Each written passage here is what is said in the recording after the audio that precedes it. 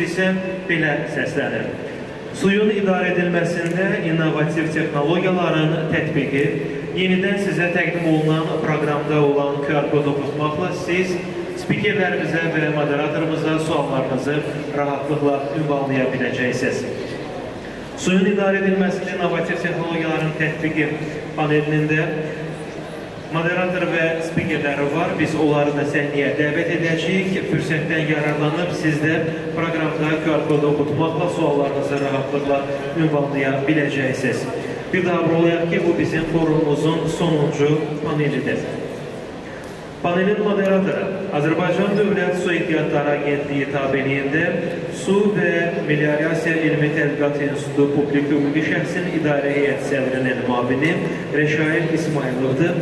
Yəni Rəşail bəyi də alqışlarla səhnəyə dəvət edək. Spikerlərimiz Maruti Sridhar Balaji Başqar, Florida Beynəlxalq Universitetinin Yer və Ətraf Mühit Departamentinin professoru və məzun proqramı direktoru. Növbəti spikerimiz Hüseyin Kahraman, Prominent GmbH şirkətinin idarə edici direktoru. Artur Duşenko, KST VOTMMC-nin baş direktoru və Natiq Mədətov, Aqualink şirkətinin idarə edici direktorunun müşaviri. Onların hər birini bura dəvət edirik və beləliklə biz sonuncu panelimizə başlayırıq. Bu paneldə isə suyun idarə edilməsində innovativ texnologiyaların tətbiqi mövzusu müzakirə olunacaq. Təbii ki, bu panelimizdə də ən yaxşılarını və öz sahəsinin mütəxəssislərini biz bura bir araya topladıq ki, maraqlı müzakirədə bizimlə bərabər olsunlar və yaxından iştirak etsinlər. Beləliklə sözü biz moderatorumuz Rəşail bəyə ötürürük. Buyurun, panelimizə başlaya bilərsiniz. Aqualink rəhbərlərinə, şəxsən orqanlarına öz minnətdarlığımı bildirirəm ki, hər il bu su məsələsini diqqət mərkəzində saxlayır. Ümumiyyətlə, su məsələsi artıq su həftəsi çərçivəsində bir neçə prizmadan müzakirə olunub. Ümumiyyətlə, mən şəxs olaraq su məsələsinə, suya 3 prizmadan baxıram.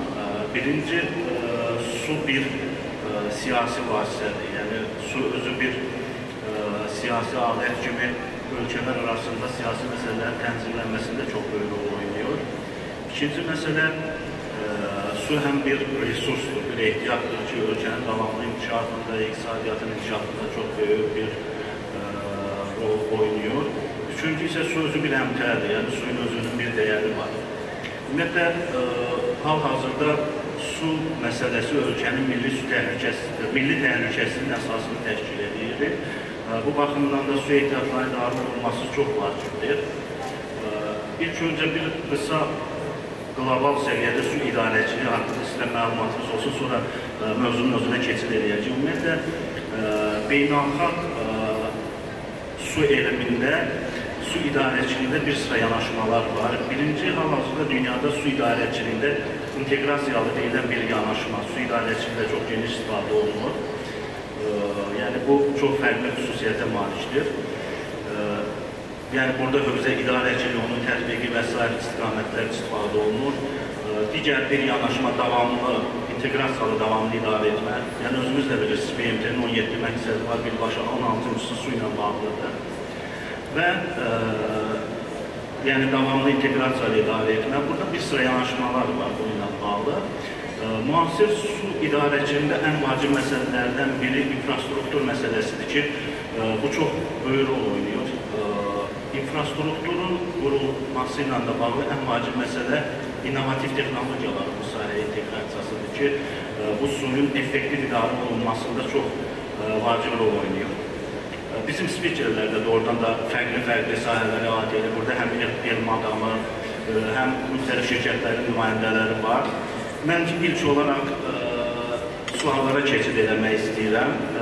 İlk sualım Martuhi Sidira Balaji Baksa.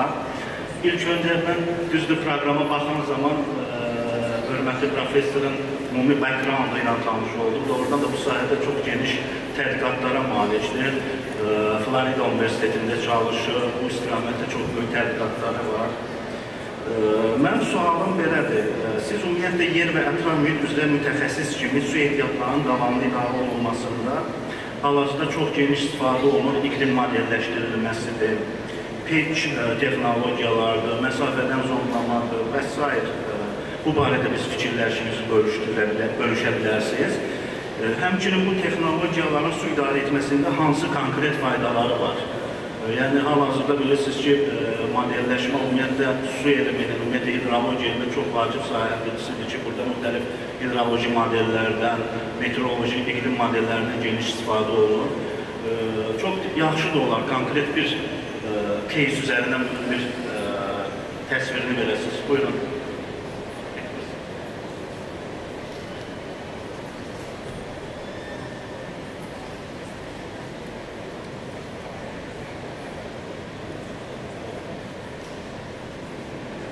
First of all, I want to thank Work 1 for giving me an opportunity to present on the to share my knowledge about application of remote sensing and geospatial technologies for water management, integrated water management.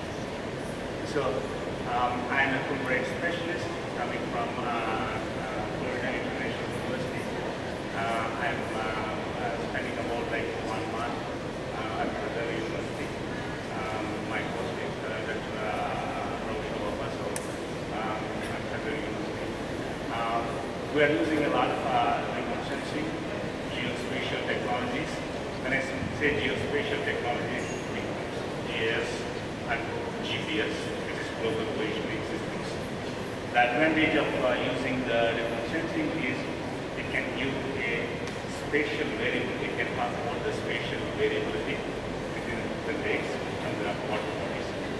When I say spatial variability, how the water quality is changing from north to south and the east to west of that particular lake or the ocean. And also the temporal variability. So we can also talk about like how the water quality is changing from one time to another time during the course of the time. So with the remote sensing, the advantage is we can go back in time. So the first satellite image of Landsat went about like 1985. So we can actually look at the water quality data for the last 40 or 50 years, and we can actually see how the lakes are changing over the span of the time. And the same thing we apply for the different lakes. So sometimes it can be a small lake. So in case of Florida, we're actually looking at Lake Okeechobee, which is a small freshwater lake. Also Great Lakes like Lake Erie. So Lake Erie is a freshwater lake, and it is a transboundary lake, which is between Canada and the United States. The same thing when you say Lake Erie is 15 times smaller than Caspian Sea. We applied the same modeling to Lake Victoria. Lake Victoria is the largest freshwater lake, which is located in Africa. It is also a transboundary lake, which is between Uganda, Tanzania, and Kenya. Lake Victoria is 5 times smaller than Caspian Sea. So when you take those models, you can also apply to Caspian Sea. So how this particular lake is changing over the course of the time, whether it is reduction in the water quantity. Also, there is a lot of algal blooms. In all the lakes, all the water bodies, there is a lot of algal blooms. One particular algal bloom is microcystis. Microcystis algal blooms is very prevalent in Caspian Sea, Lake Erie, also in Lake Victoria, in all the lakes. The thing with the microcystis blooms is whenever there is a huge amount of nitrogen and phosphorus inflow into the lakes, and when there is a good amount of sunlight, it's a good. Yeah. Okay. I think that you have a presentation. Is it possible to share your knowledge, your experience in the case of your presentation? Yeah. Okay, please.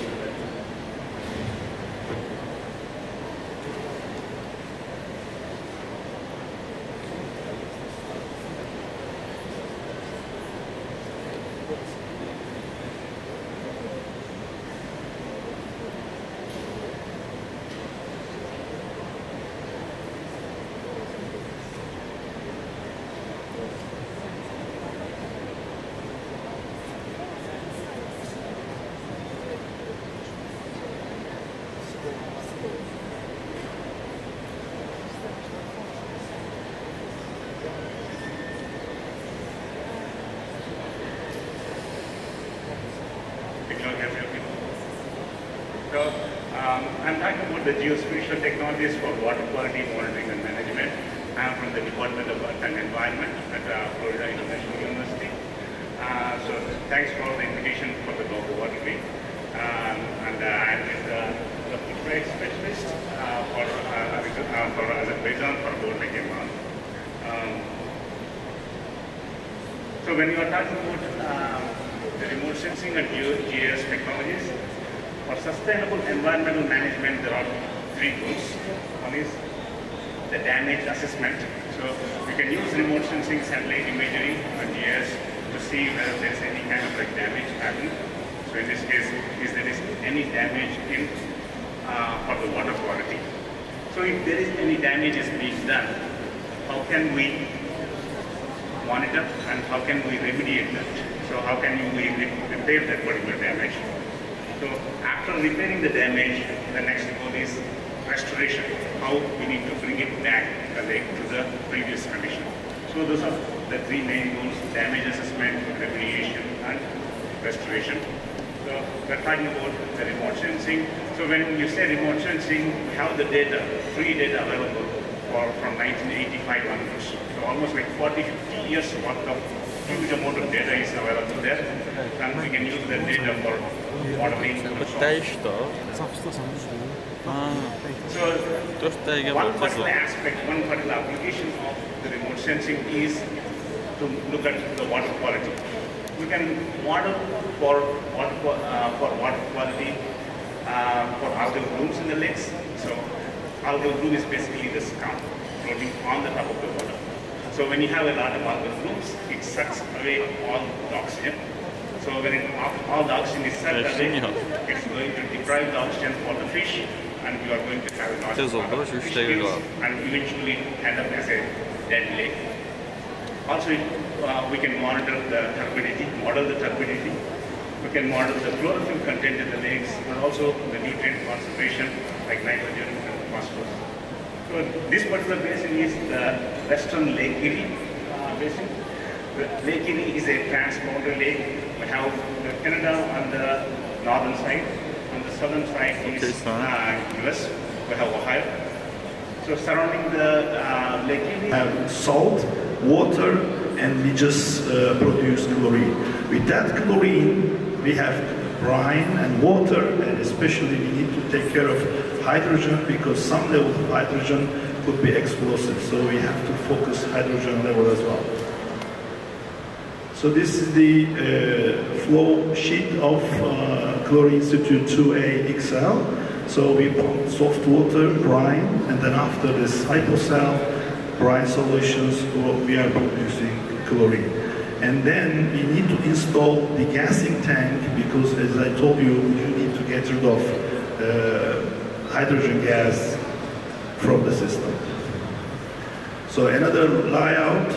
So this is the complete layout. So every part we can, as prominent, we can supply all equipments, including controllers, including measurement control, and all kind of sensors. Okay, I want to give you some example of, because I have only 3 minutes, 25 seconds. So here is the example. Here is the example of electrolysis systems in Paris, France.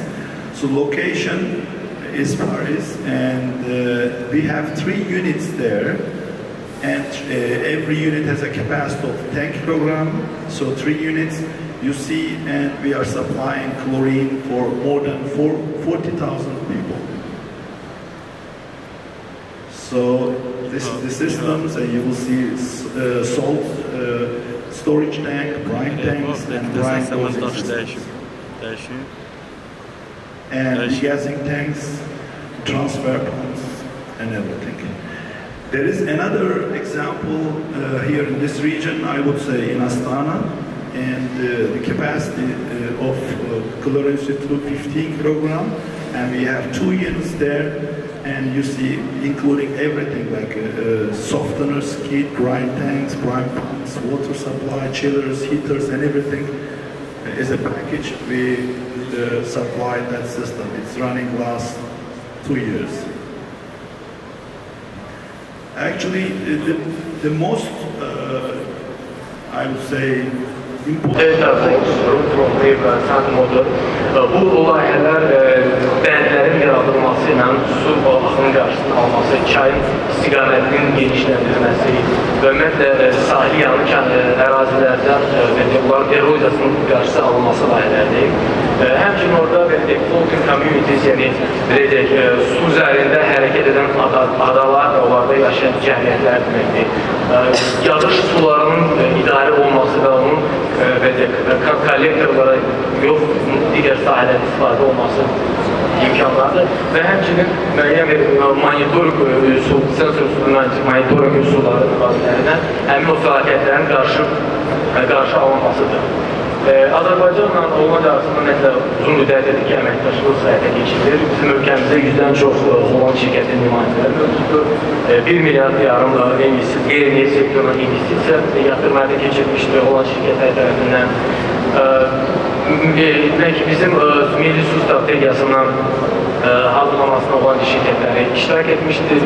Daha sonra Azərbaycanda 2010-cu ildə bu daşqınların qarşılığı olan fəaliyyət planında var, çox sıx iştirak etmişdir.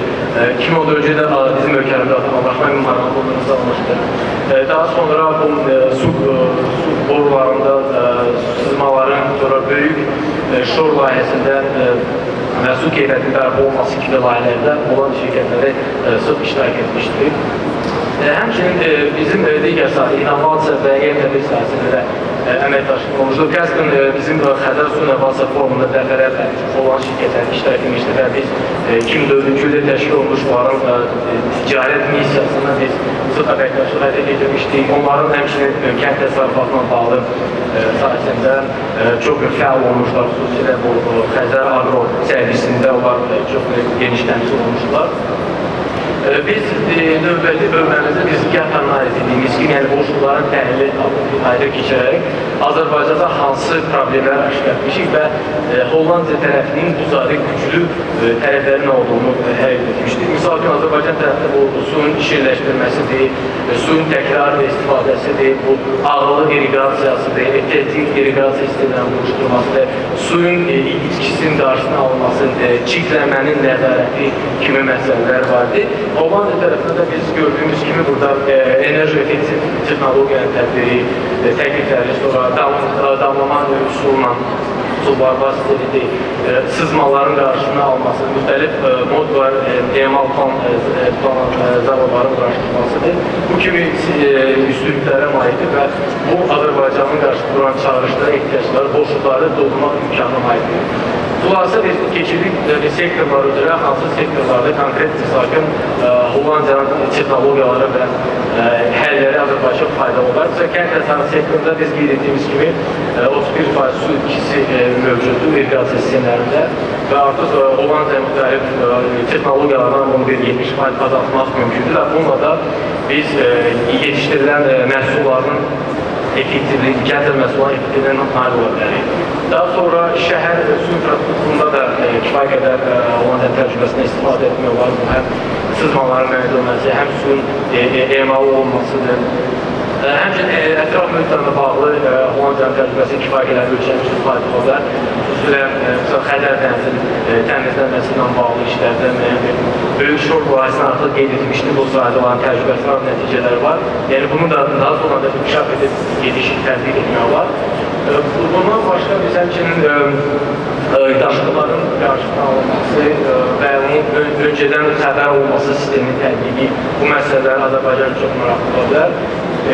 Qeyd etdiyimiz kimi artıq bu tədbirlərlə səslənilən kimi dəniz suyunun şirinləşdirməsi bu imkanlar da olan tərəfdən təqdim oluna bilər.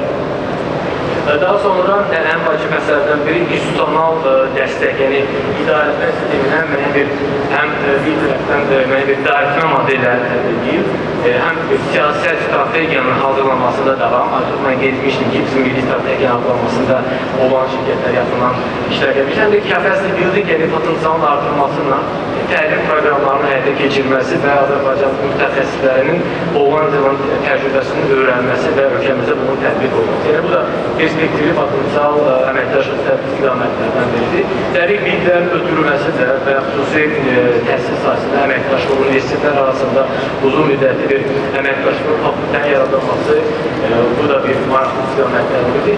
Bunun üçün də müxtəlif həllə yollar, yəni biz pilot layihələrlə bizim kimi şirkətlərlə tutan ki, yerli əməkdaşlıq qurulması və işlərin başlaması mümkündür. Maliyyələşdirmə sxemləri mövcuddur. Biz artıq getmişdik tədbir zamanındakı dövlət özəl tərəfdaşlığı mövcuddur və bu mexanizmdə həmçinin istifadə oluna bilər bizim əməkdaşlığımız üçün. Müxtəlif beynəlxalq maliyyələşdirmə maliyyə institutları tərəfindən dəstək göstərirlər və Holland özü də Deutsche Finance alətləri vasitəsilə artıq onlar da işğorta biznesdən bu sayədə əməkdaşlıq qrup maliyyə dəstəyi göstərirlər. Ümumilikdə biz bir 10 dənə şirkət müəyyən etdik ki, Azərbaycanla əməkdaşlıqda maraqlı şirkətlərdir. Bunların fəaliyyət sahəsi həm mühəndislikdir, tədqiqat, təhsil, müxtəlif su, emal texnologiyanın tətbiqi, süni intellektin tətbiqi, istehsalat, müəyyən bir havadarlıq qurulan istehsal edən şirkətlərdir. Yəni, bunların profilləri bizim yer gəlmişi oturduğunda biz o araşdırmanı çap etmişdik. Ondan bir neçə nüsxə qalı vardı. Yəni, böyük maraq göstərdiyi üçün stentə yerləşdirmişdik. Amma bir neçə nüsxəsi qalıb, kimə maraqlı olarsa, səhvizdən sonra verə bilərik. Və Azərbaycan kimi təbii ki, bu əməkdaşlıq su sektorunda müasir texnologiyanın gətirilməsi, bizim bu çağırışlara qarşı olaraq müəyyən bir problemlərin həll olmasına, xüsusilə də misal gün iqlim dəyişikliyi bağlı problemlər gətirdilər. Hollandiya üçün maraqlıdır ki, onların təcrübələrinin geniş yayılması və ixrac olunması, bunu da digər ölkələrin əməkdaşlığının qurulması olar. Ümumilikdə biz fikrimizcə gələcək üçün imkanlar bəllidir. Sadəcə biz bu kimi tədqiqatlar, araşdırmalar aparıb, daha konkret layihələr fokuslaşaraq biz bu əməkdaşlığı qısa, orta və uzun müddətli çərçivədən əldə nail ola bilərik. Qısaca olaraq dediklərim budur. Təşəkkür edirəm diqqətinizə görə. Çox sağ olun, maraqlı təlimatı görəz. Doğrudan da ümumiyyətlə beynəlxalq su idarəçiliyində iki gözəl model var. Mən həmişə soruşanda deyirlər ki, dünyada ən gözəl su idarəçiliyi hansı ölkələrdədir? Mən bir model kimi həmişə Niderlandı, bir model kimi İsraili. Birinin suyu çoxdur, birinin suyu azdır. Yəni bu modelin istifadə etməklə biz çox gözəl bir sistem qura bilər. Bizim su idarəçiliyində əslində çox böyük problemli məsələlərdən biri uçot sisteminin doğrudan da monitoring sistemindən söhbət gedir. Çox aşağı səviyyədə olmasıdır. Yəni doğrudan da təbii su obyektlər üzərində aparılan monitoring dataların keyfiyyəti çox aşağıdır. Yəni bu tədqiqatçılar da təsdiq edə bilər. Götürülən informasiya hər hansı bir elmi analiz edirsə çox böyük boşluqlar yaranar, çox böyük xətalar olur. Ümumiyyətlə su idarəçiliyinin təməli monitoringdən başlayır. Biz ilkin olaraq su obyektləri üzərində, istəyir çaylar olsun, göllər olsun, yeraltı sular üzərində olsun, monitoring sistemini birinci mərhələdə onu təkmilləşdirməliyik. Duzsuzlaşdırma da gözəldir, digər infrastrukturlar da, yəni bu iqtisadiyyatda bir yanaşma var, uçot sistemi dəqiq aparılmayan zaman iqtisadi planlaşdırma heç vaxt düzgün getmir. Su idarəçiliyində deyilər. Yəni, çox təəssüf olsun ki, Azərbaycanda yeraltı sular üzərində monitoringin nəticələri ehtiyatlar 70-80-cı ilin datalardır hamısı. Yerüstü sular ehtiyatları üzərində oldu. İndi bu məsələlər, funksiyalar bizim Azərbaycan Dövlət Su Ehtiyatları Agentliyinə ötürülür. Artıq bizim agentlik olaraq monitoring sistemlərinin modernizasiyası istiqamətində işlərə başlanılıb. Sayının artırılması. Yəni, real bir nümunədir. Məsələn, Qusar çayın üzərində bir Quzun məntəqəsi var. Quzun kəndi bilirsiniz, Qusarda alınır. Biz durub Qusarın su ehtiyatını qiymətləndirilən zaman dağın başında hər hansı bir məntəqəyə görə aparır. Yəni, əslində doğrudan da bu innovativ texnologiyaların su sektoruna tətbiqi çox vacibdir. Bayaq qeyd elədiniz, çox vacib. Məsələn, mövzunun bir hissəndə tədrislə bağlıdır. Azərbaycanda doğrudan da su sahəsi üzrə çox böyük kadr sahəsində boşluqlar var. Yəni buna çox böyük diqqət yetirilməlidir ki, ixtisaslı kadrlar yetişdirilsin bu istiqamətdə. İndi bir sıra universitetlərdə bu istiqamətdə addımlar atılır. Məsələn, siz Hollandiya Delft Universitetini dediniz, bu da oradan da dünyada ən su sahəsində ən güclü universitetlərdə, hətta demək dünyanın əksər inkişaf etmiş ölkələri su üzrə təhsilə Hollandiyaya gedirlər təhsil almağa. Yəni düşünürəm ki, qarşıda bizi hələ görüləsi işlər çox görür, lazımdır. Əlavə olaraq sizin sözü dəstək olaraq qeyd edirəm ki, ümumiyyətlə dünyada indi populyar mövzuda olan tez olan mövzulardan dayanıqlıqdır. Dayanıqlıq prinsiplərin tətbiq edici şirkətlərin fəaliyyətində. Misal-üçün, BMT-nin baş katibi tərəfindən bir ifadə olmuşdur ki, sustainability is business of business. Yəni, dayanıqlıq biznesin işidir faktiki olaraq. Yəni, bugün də forumda bir səs fikir səslənmişdir ki, artıq dövləti yox, özəl sektora bu məsələlər götürülür. O, həmin bu məsələdir ki, artıq dünyada tətbiq olunur. Yəni, özəl şirkətlərin gördüyünüz kimi dayanıqlıq prinsipləri, ESG prinsipləri tətbiq etməklə öz fəaliyyətində həmin o prinsipləri, bu dayanıqlıq prinsipi də bu nədir? Sosial məsələlər, ətraf mühit və iqtisadiyyat idarəetmə məsələlərdir. Biraz təvəzzüqatdan uzaq olsa da mən deyim ki, Azərbaycanda Green Project Management üzrə mən ilk sertifikat alan mütəxəssislərdən biriyəm və o standart da dünyada artıq geniş tətbiq olunur və Azərbaycanda mən onun tədrisini keçirəm. Bu standartın ətraf mühitə təsir olan bölməsində su ilə bağlı çox böyük məsələlər göstərir. Suyun çirklənməsi, su hövzəsinin dəyişilməsi, sudan qənaətli istifadə olması, yəni o şirkətlər ki, bu dayanıqlıq prinsipinə uyğun olaraq fəaliyyətini göstərməlidir, o göstərəcəklər bir su ilə bağlıdır. Yəni o suallar checklist kimi şirkətin qarşısında qoyulur ki, siz suyun çirklənməsini nə dərəcədə həll edirsiniz, bu məsələni necə həll edirsiniz? Siz suya bir qənaətli texnologiya tətbiq edirsiniz. Əgər o şirkətlər müsbət cavab verirsə bu halda, onda o şirkətlər həmin o standarda cavab verir, o beynəlxalq standarda tətbiq olunmuş sertifikat alırlar. Ona görə siz dediyim kimi bu dayanıqlı məsələlər və mənim fikrimcə ümumiyyətlə Azərbaycanda ISO həmçinin beynəlxalq standartlarımızda suyun dayanıqlı su idarəçiliyi, effektiv su idarəçiliyindən bağlı ISO standartları mövcuddur. Yəni onlar da tətbiq olunması lazımdır ki, bizim şirkətlərin idarəman potensialı və su ilə bağlı məsələləri təkmilləşdirir və bu da bizim idarəetmədə təkmilləşdirək məsələni bir çox problemləri həll etmiş olur. Natiq mənim çox sağ olun, mən sizə suallara keçid eləmək istəyirəm. Bizə iki sual ünvanlanıb, Səfərbəy Ələkbərli auditoriyadadır.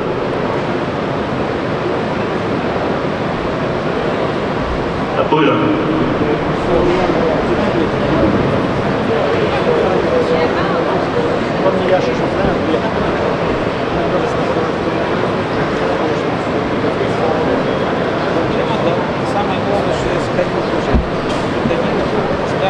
Sualım ondan ibarətdir ki, bildiyimiz ki, yaz fəslində çayların su səviyyəsinin artması baş verməkdədir. Bu zaman yaz mövsümündə çaylarda müşahidə olunan səviyyə artımını nəzərə alaraq düzgün hidrometrik hesablamalar və idarəetmə sistemi vasitəsilə su ehtiyatlarının toplanması və istifadəsi üzrə hansı yeni texnologiyalardan istifadə edilirlər?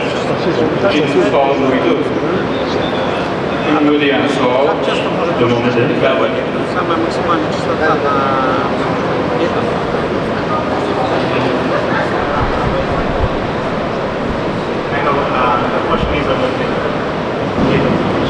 The question is about like the water level monitoring.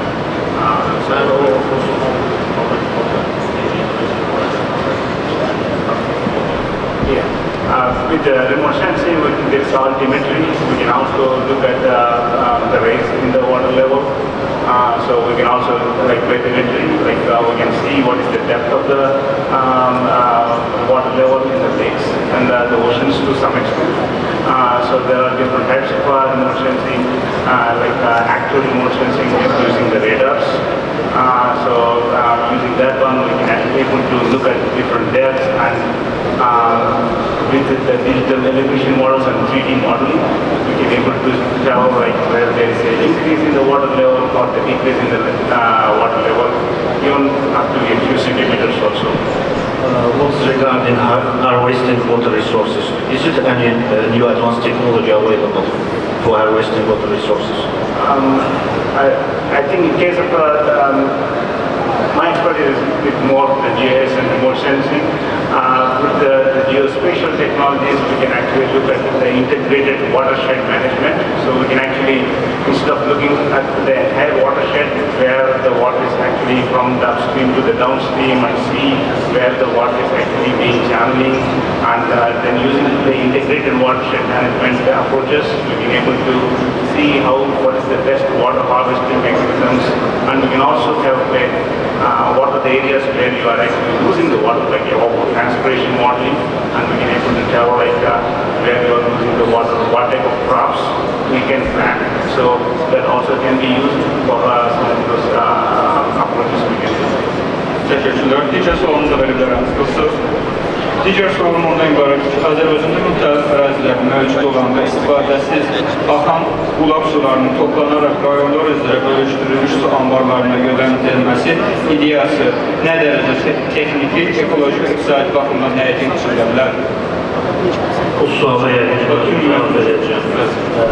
Əslində bulaq sularının siz dediyiniz kimi anbarlara və s. istifadəsi biraz iqtisadi cəhətdən, ekoloji cəhətdən necə səmərəsizdir. Əslində bulaq sularından başqa cür istifadə olunur. İndi bizim mütəxəssislər də burada iştirak edir. Ona bulaqların kaptacı deyirlər. Bir neçə bulaq birləşir. Bizdə çoxdur, məsələn, Xızının su təchizatında çox geniş istifadə olunur. Bir çox rayonlarda var. Onlar əslində siz dediniz, məsələ hal-hazırda istifadə olunur. Onlara bulaqların kaptacı deyirlər. Yığılar ümumi mərkəzləşmiş su anbarını götürür. Onda da əhalinin su təchizatında çox geniş istifadə olunur. Yəni, belə model bizim rayonlarımızda var. Bu da ki, sırf həmin bulaq sularından səmərəli istifadə olunma, əsasən içməli su təchizatında istifadəsi baxımından əhəmiyyətlidir. Çox sağ olun, təşəkkürlər. Buyurun. Oldu, çox sağ olun. Sesiyamızı sona çatdırırıq. Hər birinizə təşəkkür edirəm. Bütün iştirakçılara, çıxış edənlərə.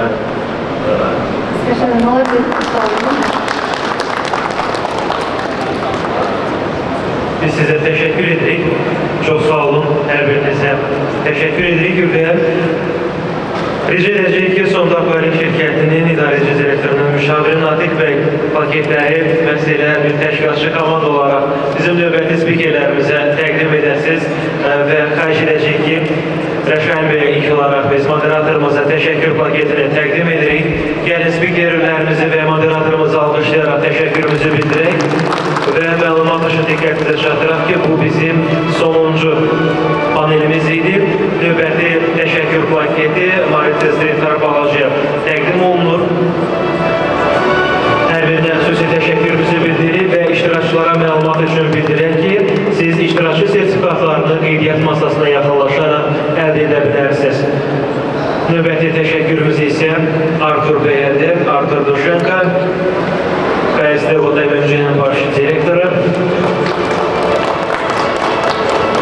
və növbəti təşəkkür paketi Hüseyin Kahramanadır.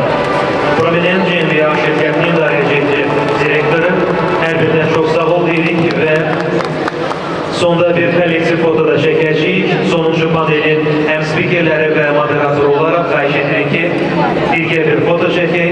İştirak edən hər kəsə xüsusi təşəkkürümüzü bildiririk və məlumat üçün bir daha diqqətinizə çatdıraq ki, iştirakçı sertifikatlarını siz qeydiyyat masasına yaxınlaşaraq əldə edə bilərsiniz. Bununla da biz sizinlə sağollaşırıq. Beləliklə Xəzər Su İnnovasiya Forumu öz işini uğurla yekunlaşdırır.